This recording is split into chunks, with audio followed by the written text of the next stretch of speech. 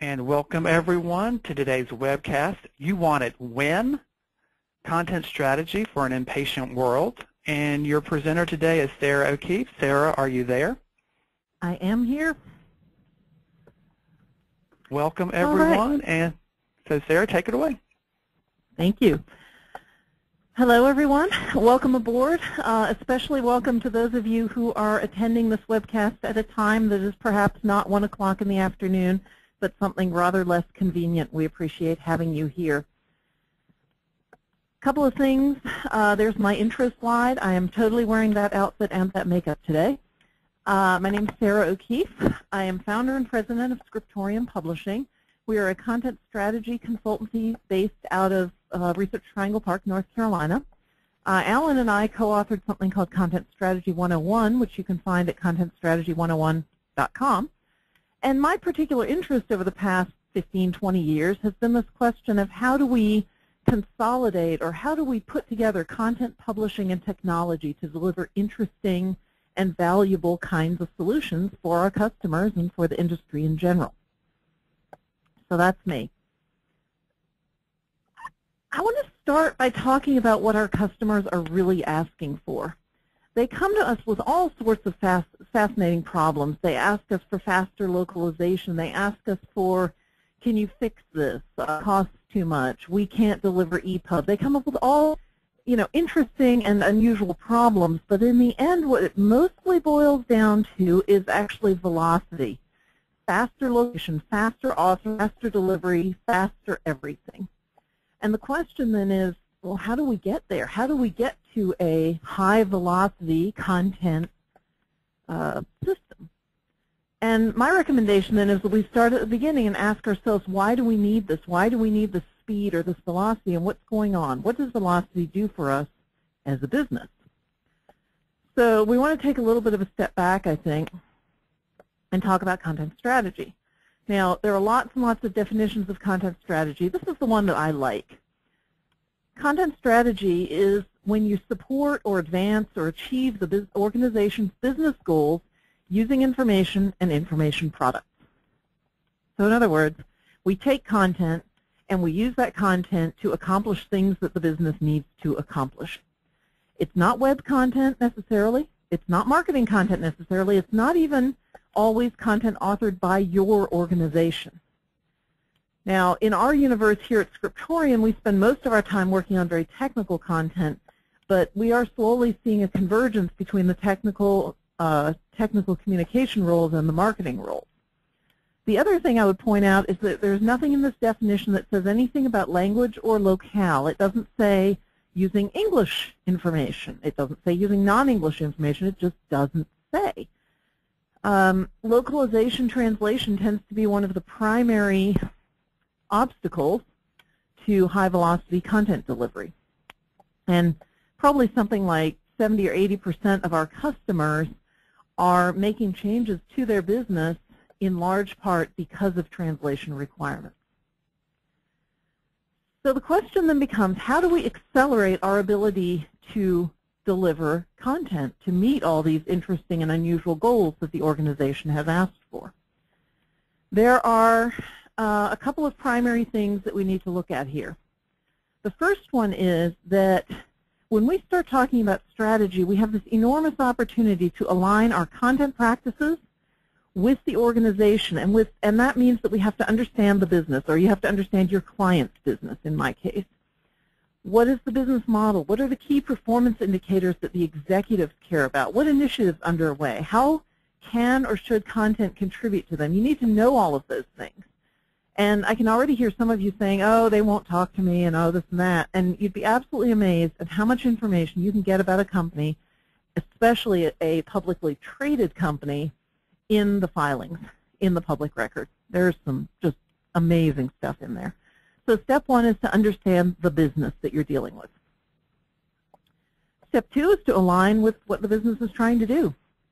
So what are the goals? How can your content support that? So for example, if an organization is trying to be a premium company, we're expensive, but our stuff is awesome. That implies that you would want a nice-looking website and nice-looking content. If your organization is concerned about the cost of tech support and wants better self-service tech support, that would imply better content. Or perhaps the organization is concerned about marketing and wants to improve its Google rankings for particular kinds of content to help with the marketing. Those are all business-related goals to which we might want to contribute. We actually do need to talk about style guides and terminology. Adhering to these means that you get efficient content development and efficient content localization. So we're not arguing for style guide based on quality, actually, or based on the fact that we like strict terminology, or based on our love of the serial comma.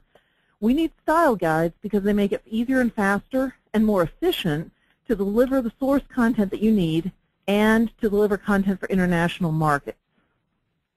I should sort of take a sidestep here and say that when I say localization and then I say globalization and internationalization, localization and international customers are actually not the same thing. Sometimes you have requirements for localization in a single locale, in a single location.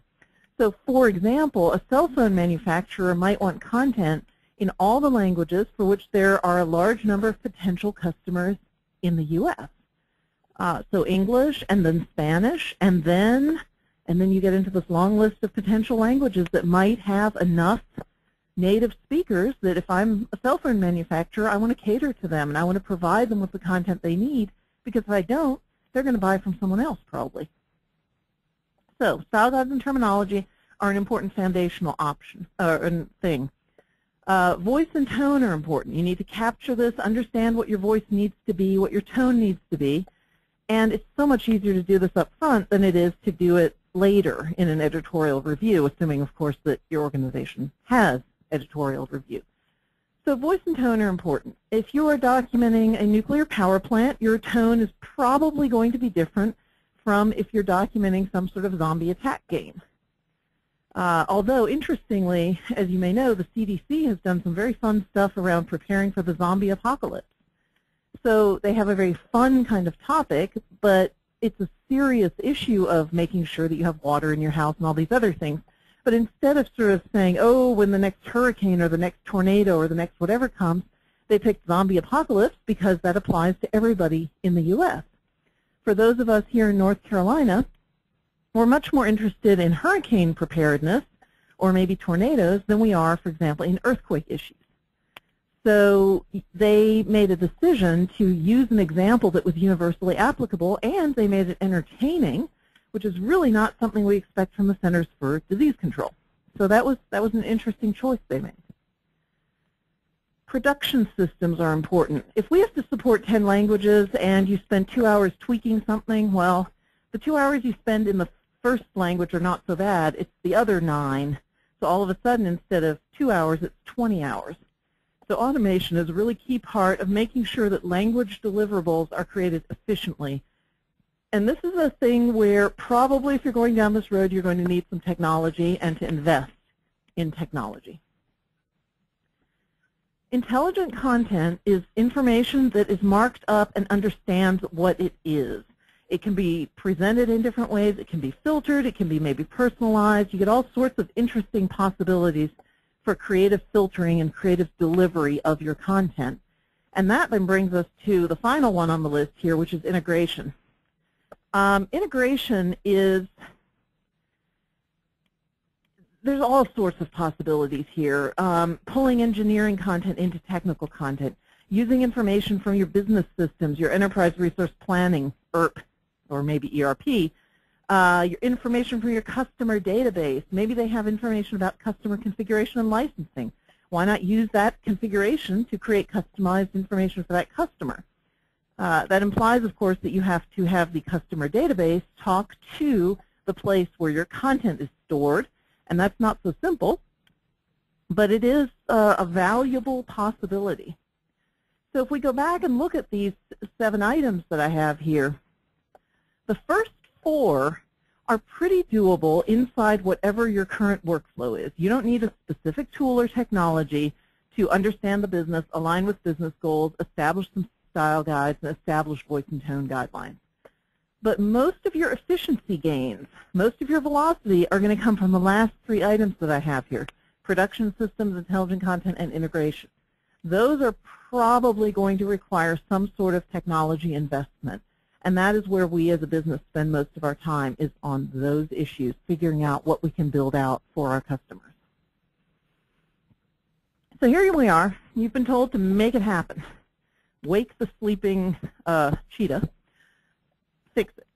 Improve the customer experience, build interactive documents. Maybe you've been told to include advanced visualizations, translation takes too long, all this stuff. But meanwhile, you're sitting there saying, well, but I have deadlines, and I'm completely overwhelmed, and I can't make my deadlines because of all the stuff that's broken, and I cannot possibly stop the production process long enough to make all these changes. So the answer to that conundrum is velocity. If you can speed up all the stuff that doesn't matter so that you can focus on the stuff that does matter, you have a shot at making these improvements in place, while the system is still running, basically. Now, the first thing you probably have to do is get all your ducks in a row. Most publishing systems that we see that are clients or potential customers for us are not good with fast and flexible and changeable. They're pretty good with manufacturing, like manufacturing of books, but they're not good at digital process. And it's disappointing, but a lot of the web CMS systems are also pretty problematic. They're completely focused on managing the web, managing that as the single output. They don't address print or EPUB and other things that we need. They do web very, very well. We typically need publishing infrastructure that meets all of our requirements and doesn't just solve one requirement quite well. So what we start looking at then is, how can we streamline some of these things to free up some time so that we're not, doomed. On the authoring side, so if we start with authoring, which is where it all kind of begins, what you're going to see here is that collaborative authoring is going to become the standard. That's what people are going to do.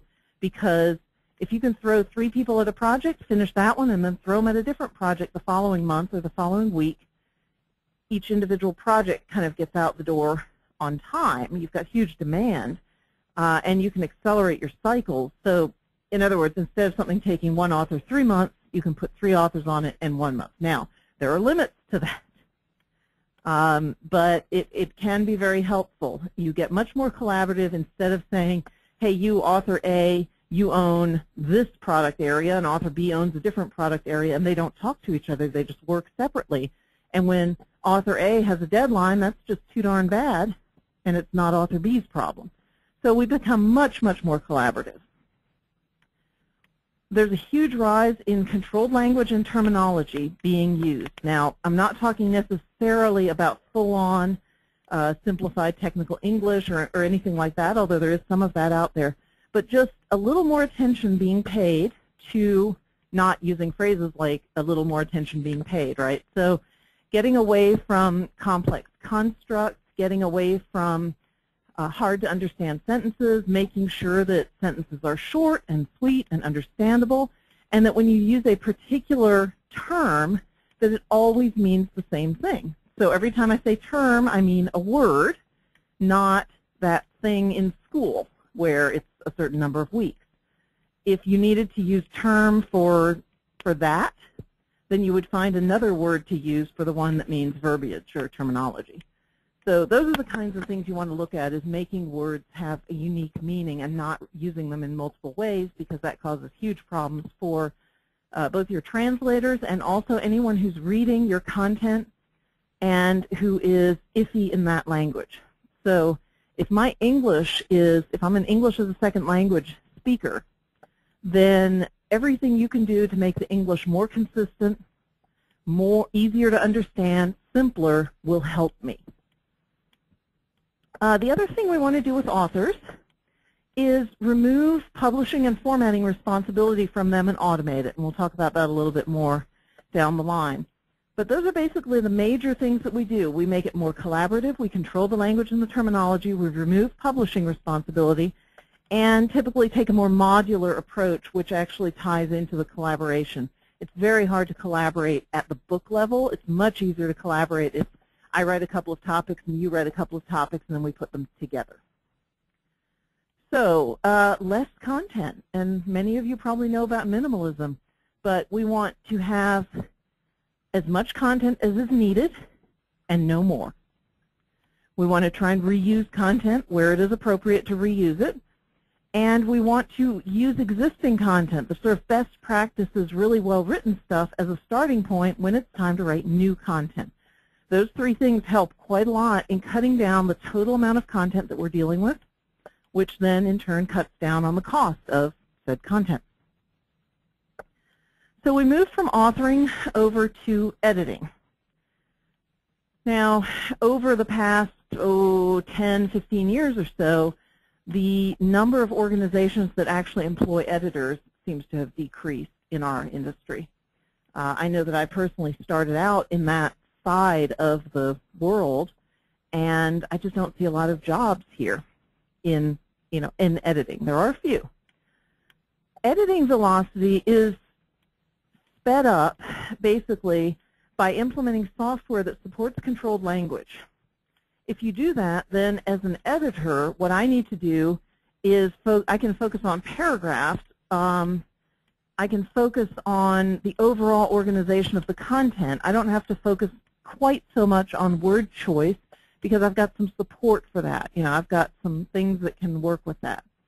The other thing is that means that your sort of conformance or style edit in terms of did they use the correct kinds of phrasing moves into the authoring phase instead of being part of the editing phase. So if I write, click the OK button, there's software that will come back and say, oh, we actually use click OK. Would you like to just swap that out? And it'll magically tell me that and match on some of these things and tell me I'm not using the right phrasing. We also have software that reports the required structure of content, right? And so all of these things reduce the scope of what an editor has to do, but actually in a lot of ways makes the editorial role better, because it means that the editors can, instead of focusing on, deleting the word button everywhere, which just really doesn't sound that interesting, they can focus on things like, well, are you covering this the right way? Is this the right depth of information? Did you provide an author or a reader with enough information to solve this problem? So controlled language software is big here, and that's one of the big things that we see happening, but it's expensive, and so you need a relatively larger group for that to really make sense.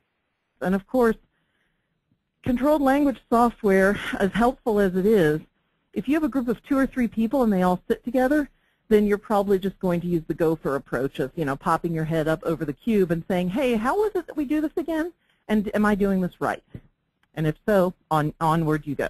But in a larger group of 10 or 15 or 20, or 10 here and 10 somewhere else and 20 more over there where the group is geographically dispersed, the ask the person in the cube next door strategy starts to not work so well. Now, so we have authoring, editing, then we have production velocity. This one's pretty straightforward, and this is where we see a lot of the tools, and we get into a lot of these arguments over whether the tools can do a good enough job. But in order to increase production velocity, basically formatting gets automated. So instead of hand formatting things, we just push it through the system and it generates our output. And it will be good enough. It may not be spectacular, but it will be pretty good. And I get a lot of complaints about, oh, it won't do as good a job as I did, and that's probably true. But on the other hand, it will always consistently do the 90 to 95% job. And I don't know about you guys, but I've seen an awful lot of people that can't apply templates properly. So even though in theory they could make it look better, in practice they don't. So that can be a problem. Then we have distribution velocity. Now, this one's interesting because in the olden days, distribution was this, a printing press, and then we create a book, and then we do some stuff, and then we put the books in the box, and then we ship them off to wherever it is that they need to go. And all of that takes time, right? Getting it from point A to point B takes time. That's not new.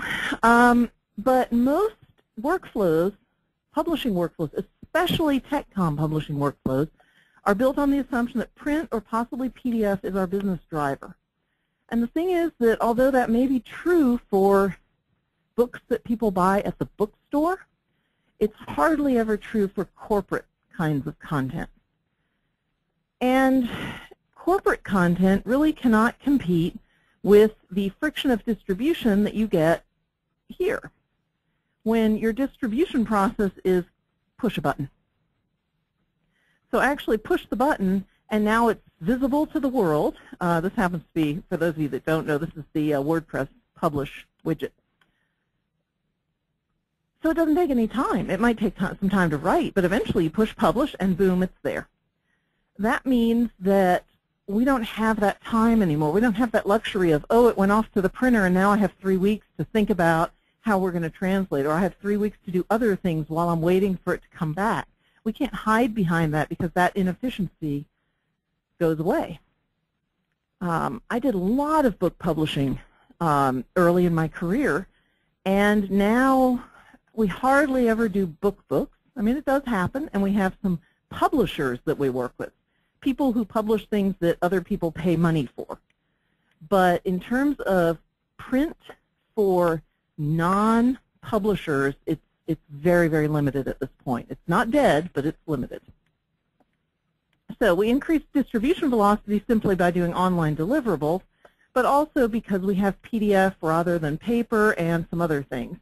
But this has been really, I think, problematic because most of our workflows, at least originally, were built on the assumption that there was this physical distribution process at the end of the chain. When we get to localization or translation, we have to have good processes. We should be looking at translation delays that are days or weeks, not months. And many, many of our customers are dealing with months, 6 months, 8 months, 12 months, that kind of thing. There are some things that we can do here, but really, the velocity of localization that you're going to get at the end of the day is basically determined by the quality of the content that you're authoring. If you're authoring with consistent terminology, consistent formatting, templates are applied, good reuse as appropriate, you'll get smooth translation. If you're not doing those things, you're doomed. So we can also talk about machine translation here, which has a place, and we can do some stuff with that.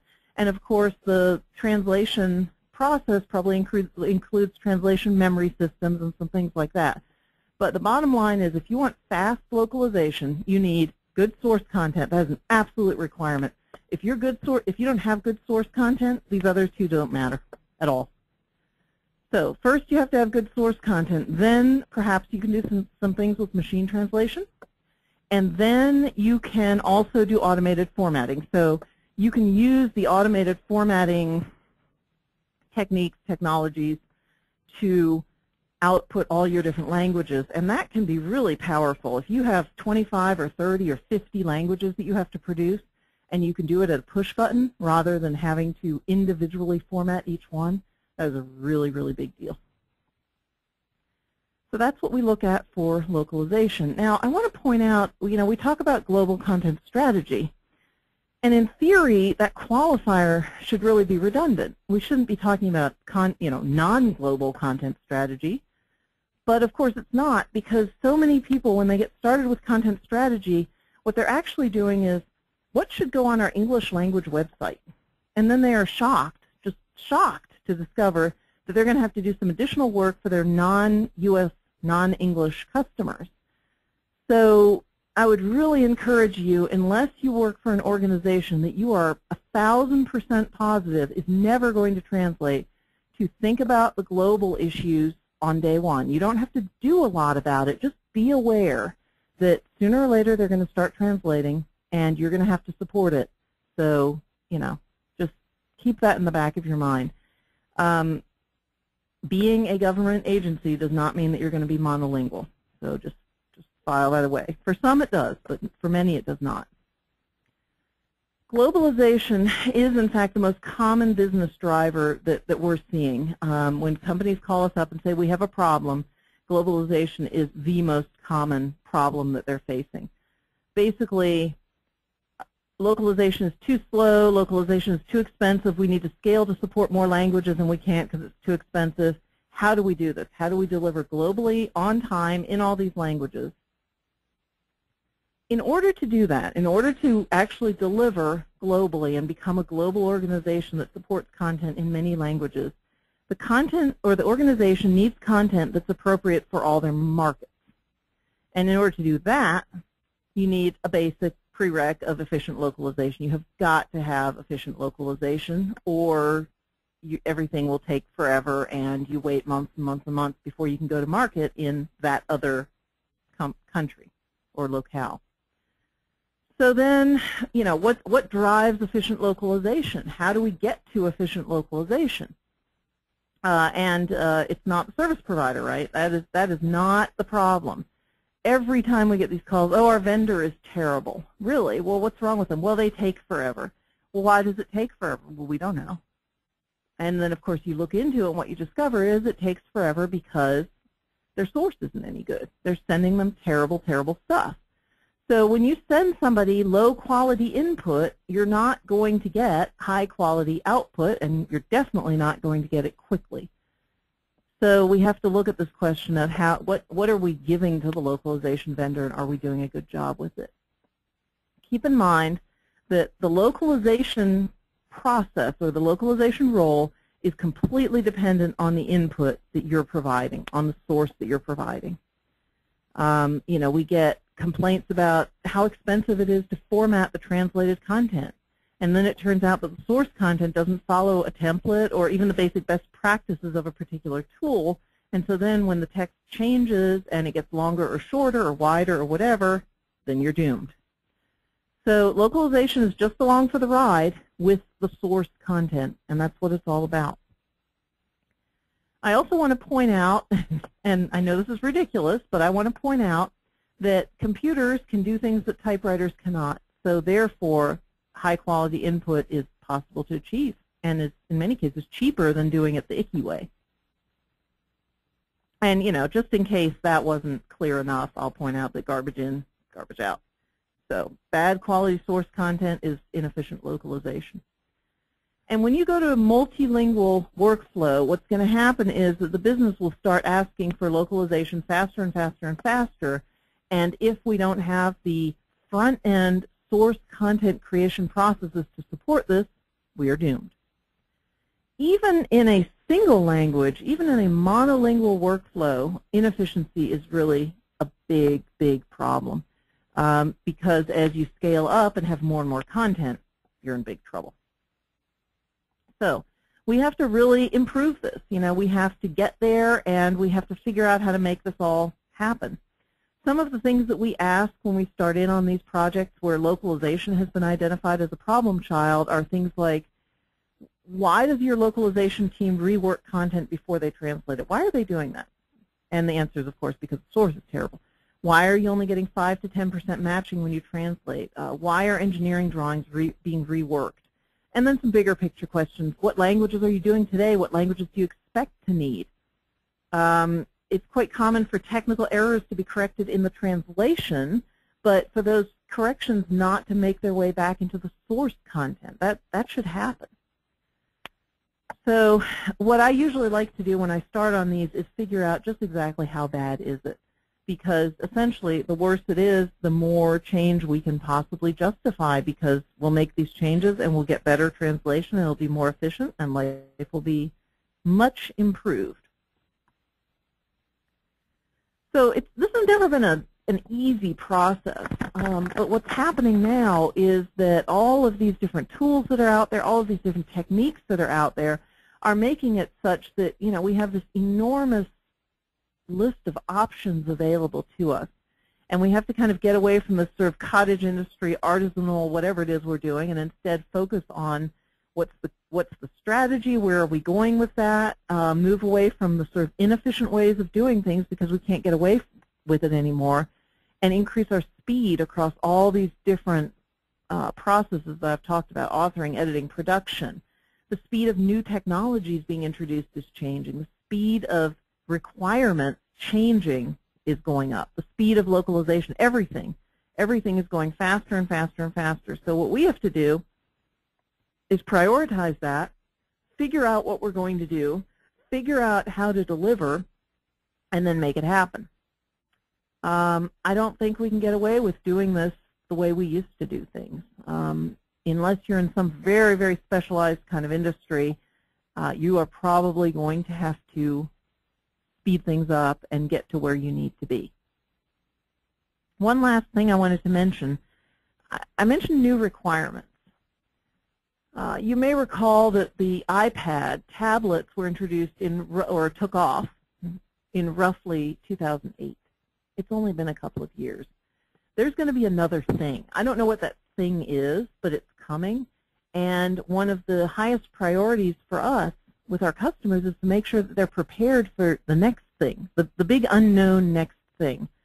And basically, we have to take a strategic approach to their content, make sure that they're ready for the new stuff as we find it or as it comes to the forefront so that they can do what they need to do. We don't want to lock them into a particular solution that only does things a certain way.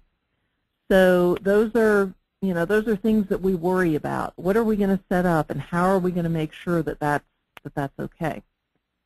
And with that, I think I'm ready to take some questions. Alan, do we have any questions on the line? We do have one question.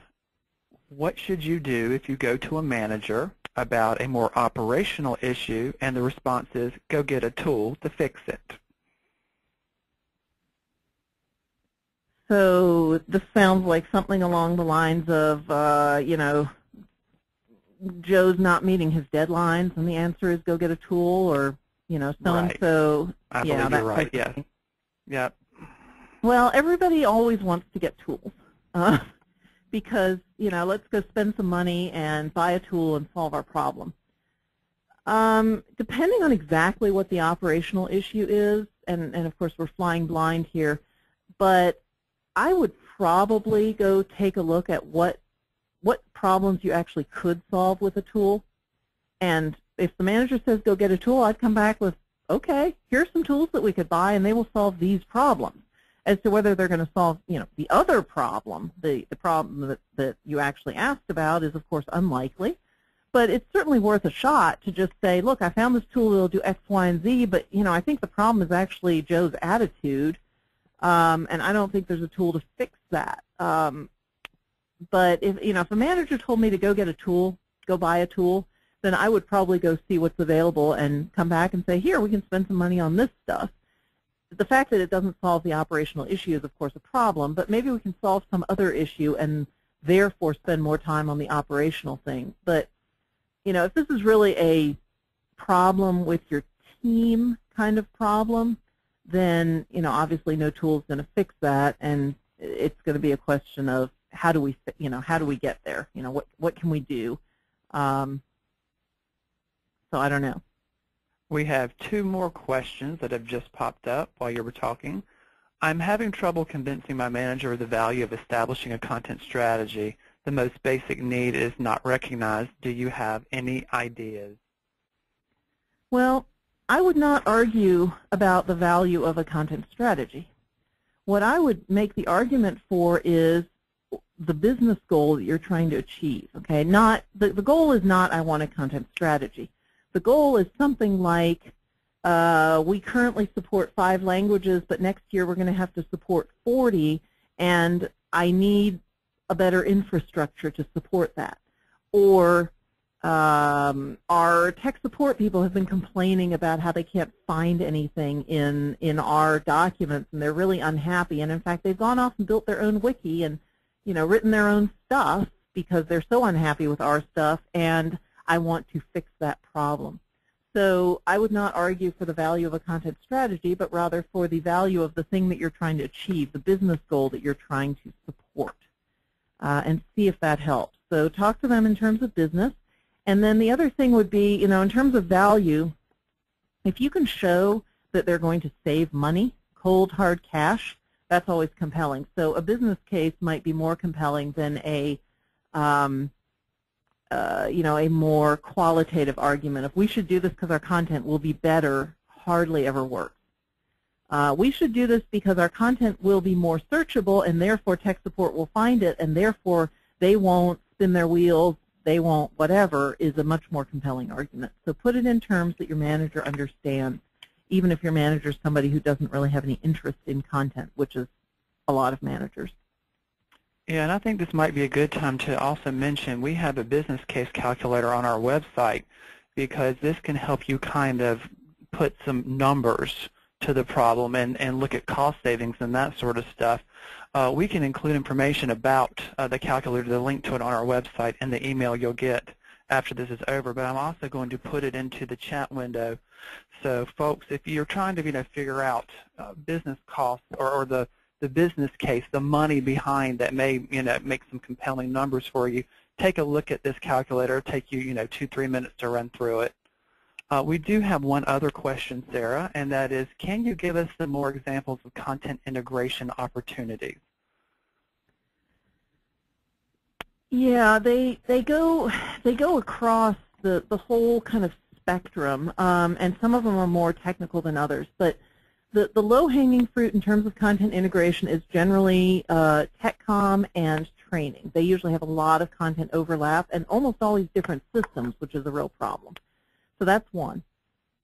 Content, TechCom, and technical support have some huge opportunities for content integration and for tying things back to customer questions and those kinds of things. I would like to see more integration happening with software companies who typically have a database where they maintain their specs, their software. Software, what you typically have is a database full of labels, words like open and click and save and close and manage and whatever the various labels are that are on the software interface or the cell phone or the whatever. Those can be potentially integrated with the content development efforts in other areas so that all of those labels, when they're referred to, are consistent. Most hardware companies have databases full of product information. This particular widget has these dimensions, it weighs this much, it supports this amperage, those kinds of things. Those very often show up in data sheets, and most always in the data sheets they're done by hand. So that's ridiculous. I mean, why is this being done by hand? They should be done in a much better way and pulled out of the database and published into the data sheet. I mentioned enterprise resource planning, sales systems, CRM systems. All of those different systems that have customer information can potentially be glued together with the information that you're trying to present to the customers. Also, e-commerce engines. E-commerce product description might have been written by one group, but it needs to live over here in the e-commerce system. So those are some examples of places where you can do integration, just off the top of my head. The possibilities are really endless, and you really just start looking at who uses content and who produces customer-facing content and what are the relationships among or within or between all those different pieces of content. And that is it for the questions. All righty. Well, thank you, everybody. If you have any further questions, drop me an email. And as Alan said, we'll send out a follow-up with the recording once we have it, along with some other links that might be of interest to you. So thanks again.